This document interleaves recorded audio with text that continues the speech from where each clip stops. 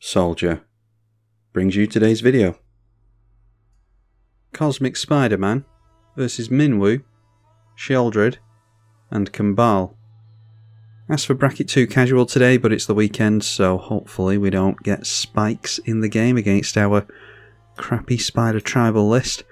I'm not really thinking that we're going to do much of anything there in the early game, so let's mulligan. That's looking pretty bad as well, but we've hopefully got a means of drawing cards with at least our commander, so we'll just try this one. Turn 1 Soul Sister for the life gain deck. We draw into more means of card draw if we can actually see any spiders in this Spider Tribal list. Another land, I suppose. It doesn't fix our colours any, so I actually don't mind throwing that one away. And the life gain player has got down a case of the Uneaten Feast, swings in at Sheoldred. With this, whenever a creature you control enters, gain a life, so it's an enchantment Soul Sister. And I'm glad we got rid of the swamp now, because we get to cast 3 visits this turn, so let's fix, might as well be blue mana, seeing as how we've got blue cards in hand. We could either go for a Tricycle land or a Surveil land here. I suppose Tricycle land would be better to fix the blue and red mana. So that would make it a Ketria Triome. Temple Bell for the black player is going to draw us each cards, but once the commander's in play, they are going to be hurting us with that. Draws with Temple Bell immediately. Ought to be doing that at the end of Kambal's turn to give us fewer options during our own turns. That is a Swarmyard Massacre, which is going to be a board wipe, but we're a ways away from that. Might be worth doing into some more Soul Sisters though. An Envoy of Ancestors wants to see plus counters and gives the modified creature's lifelink. So that will be the first energy counter from the Guide of Souls, the first trigger on the case as well. Then Guide of Souls turns in at us this time. And that extra card draw, we're getting lucky with the mana that we're drawing into, allowed us to see a Windswept Heath. Not much point in throwing the Arachnus Web onto anything here because this triggers on any creature attacking, not just this one. So at this point we're just aiming for our commander next turn, I think. Let's go for a Surveil land here that further fixes our colours. Archivist of Ogma is going to see that we're searching through our library, so we'll gain him a life and draw a card. And on top is the first spider. That's a Death Toucher that goes well with Horrific Assault, so it's not the best, but it's not exactly the worst either. And it's our first look at a spider, so keep it on top. Probably just getting down our commander next turn. And on the Orzhov player's turn, it's an Arcane Signet for some ramp, followed by Lotho, which will likely get some treasure tokens. And each player draws a card with the Temple Bell again after Sheoldred comes down. So we're each going to lose 2 life. And now that is supposed to be Mangara the Diplomat, so that's the one that gains card draw on white. And attacking, we get the 1-2, the 2-3 goes into the left. We draw a card at the beginning of the turn, so I'll go down to 23, or 33 I should say. That is a Twitching Doll, which is a spider toy, a mana dork. I'm just wondering if to maybe get rid of the Sheoldred straight away. So we can go for the Twitching Doll. Probably going to be a good idea to get down as many spiders as possible. Played our second spell, so Mangara draws a card, Lotho makes a treasure token, and the mono white player loses 2 to Sheoldred. And let's go for Horrific Assault. This can make the Mirkwood Spider bite Sheoldred, and with it having Death Touch that will kill off the Sheoldred, so we don't have to worry as much about that commander anymore, not for a few turns at least.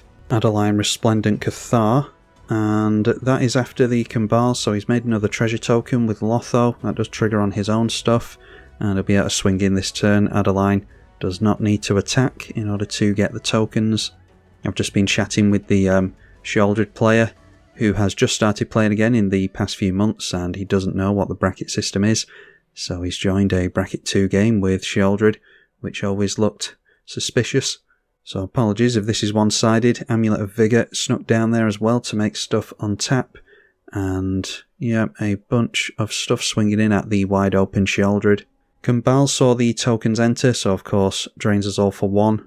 Tokens are untapped by the Amulet of Vigour. We have a 2-2 block, a 1-1. A Sign in Blood targeting Sheoldred, so goes down to 30 life and 8 cards in hand. And Infernal Grasp is pointed at the Kambal. Might have been tempted towards Adeline personally, but he obviously doesn't know how many tokens are going to be generated by the other 2 players. That's the second spell, so Mangara draws again. We each draw to the Temple Bell again, and that gets us our land for next turn in the Swarm Yard. We don't have our black mana fixed at the moment, unfortunately, otherwise it might be worth a Swarm Yard next turn to deal with stuff like Adeline. I dare say there's going to be plus counters getting distributed by the Guide of Souls next turn. Discards to hand size and Eldritch Pact, and Mother of Runes played into the Soul Sisters effects, bumps him up to 39 life. There's a 3-tree city as well, named Clerics with that, which is pretty obvious with Minwu, who comes into play straight away here. It's not expending the card, but you know what she does, or he. So gains a life and gets a bunch of plus counters, and that will give all of his creatures lifelink. And that is giving all of his creatures lifelink thanks to the Envoy of the Ancestors. So yeah, we just have to be dealing with the non-bracket 2 Sheoldred. Plus counters onto the Guide of Souls, putting those on itself, so that is now a 5/6. And with lifelink damage, and he gained life 3 times? You gain life all at once with lifelink, apart from first strike and double strike, so should he have had 3 triggers with the commander there? Anyway, whatever. Massive amount of plus counters. Alright, so we actually did have double black, didn't we, thanks to the Twitching Doll, but a bit too late for that now anyway. -4 is the best we can do, and these are gigantic now, so I think it's our commander and holding up a regeneration shield.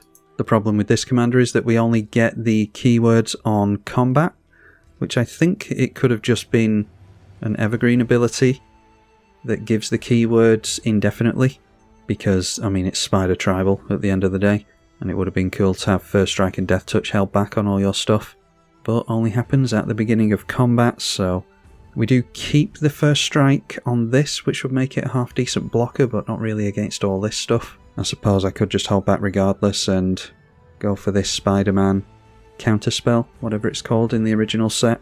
This is already a pretty crazy start for a casual bracket 2 game, but yeah, we can block and put a regeneration shield on the Mirkwood Spider, I suppose, so that would make it a decent blocker.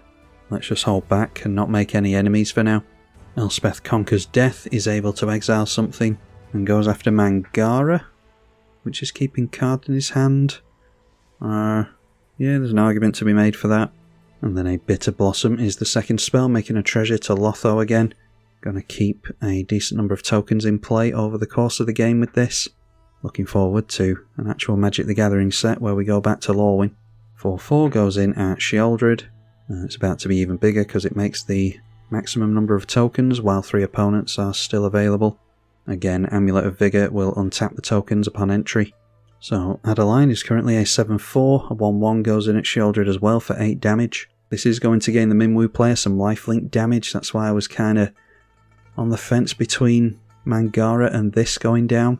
I don't really like the fact that he's got lifelink on everything at the moment. We actually dealt with the token with our first strike damage, so this gets debuffed down to a 6/4 when it deals damage to Sheoldred, and then down to a 5/4 when the token dies to Minwu. But more plus counters due to lifelink damage. Yeah, I'm sure I saw, maybe I missed something, but with the lifelink damage before, I'm sure I saw 3 triggers off this, and not sure if that's supposed to happen. Sheoldred back into play again before drawing us cards to the Temple Bell. Draw with Temple Bell. Activates the draw, gets us into a Doomweaver.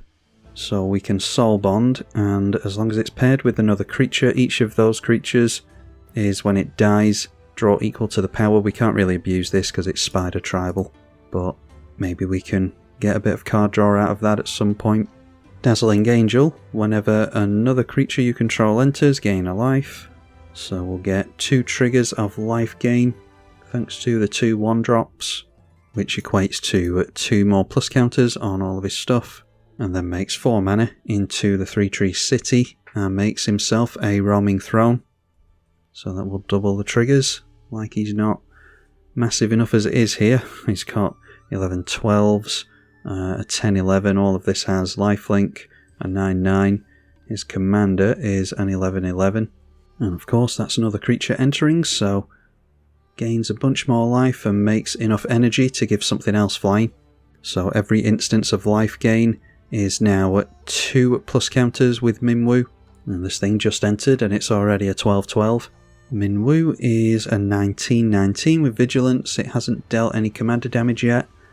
And yeah, we're getting a creature each, so an 18/19, which we can kill off, I think. They might want to give protection against green in response to the blocks. Or maybe they just give flying to something here. Anyway, this already has flying and is going to deal with the Shieldred player. Guide of Souls does go onto this thing. So I think I'm actually just going to counter the trigger here. That does, however, mean that we can't regenerate with this, but I mean, it's not really a bracket 2 casual game, this is it, so I'm not going to play it too seriously. Okay, countering that didn't work for some reason. Awesome. So it still gets plus counters and flying for whatever reason. So I'm just gonna kind of give up and just take the damage here. So taking 20 damage to the ancestors. So a bunch more triggers. Yeah, again, this is with lifelink. Lifelink damage is all dealt at once minus first strike and double strike. So getting 2 triggers thanks to this makes sense, but he's getting 2 triggers per lifelink creature, which I don't think should work like that. Anyway, it is what it is, so let all the counters be added here. So these are massive now. Looks as though Minwu is going to be one-shotting players next turn. 25 power, 26 power, I mean, you get the idea. So do we just see what we can draw here? Just for the sake of trying to do a bit of something this game. Get all the keywords at the beginning of combat, which we have made 0 use out of so far. Haven't seen any of the buffs on any spiders that we would have been able to get into in another game. Put the Hunter's Insight onto our commander. I'm not sure what colours we should be tapping here, to be honest. Okay, just drawing in 2 more lands. There's a Sweetgum Recluse, Farewell. We can't afford, unfortunately. Yeah, just 1 mana shy of that. So, absolutely nothing we can do here, thanks to my goofy bracket 2 cards. I'll just go for the Distant Melody, sheerly for the fun of it, which will at least make Lotho a treasure, might make some difference, although he does lose life to that. Just drew into Penumbra Spider. Pact of the Serpent is more card draw, and the Twin Silk Spider as well. Bitter Blossom loses him a life as well. Non-creature spells are going to get attacks on them with the Saga here, which actually probably hurts us with that Farewell. Oh no, as long as we can make a land next turn we can still afford it, but likely going down anyway. Might be that the Orzhov player has a wipe. Ratadrabik suggests that he might have one. He might want to keep his board in play. And Ratadrabik before a board wipe will do that. Boromir will keep his stuff indestructible as well, so maybe not then. Okay, sacrifices Boromir into the Ratadrabik to give indestructible and makes the token of Boromir with the Ratadrabik. Yeah, I think after the game is played out, in hindsight, Elspeth Conquer's Death would have been better going on to this to take the lifelink away.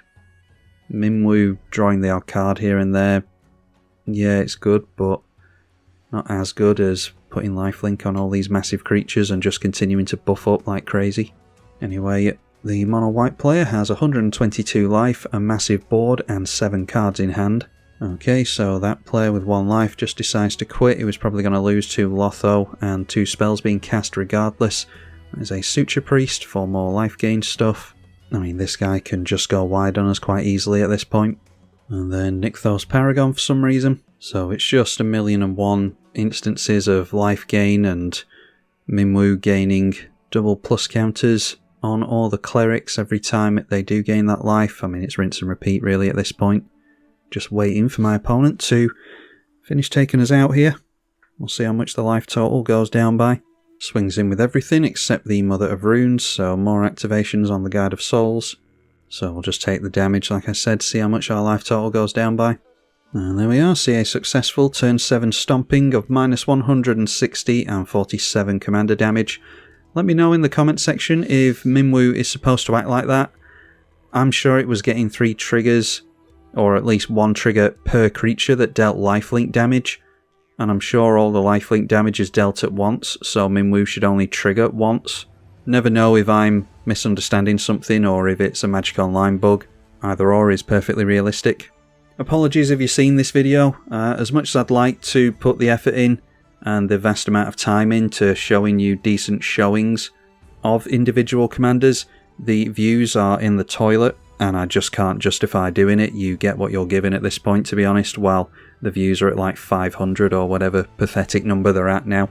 It was barely justifiable when I was hardly getting 1,000 views, and now that it's half of that, well, like I said, you get what you're given at this point, and this is Magic Online, this is what it's like. No one can ever say I'm not honest. So the few of you that are still showing up, a massive thank you to all of you and to the patrons as well. If you want to continue seeing the videos, because quite honestly I'm every day dreaming about stopping doing this YouTube channel. So if you do want to encourage me to keep doing the videos, then please consider donating on Patreon. If only 10% of the subscribers gave $1 a month, then that would make a vast difference to me. So please consider doing that, and hopefully I will see you all for a better game next time. I'm TribalKai. Thank you for watching.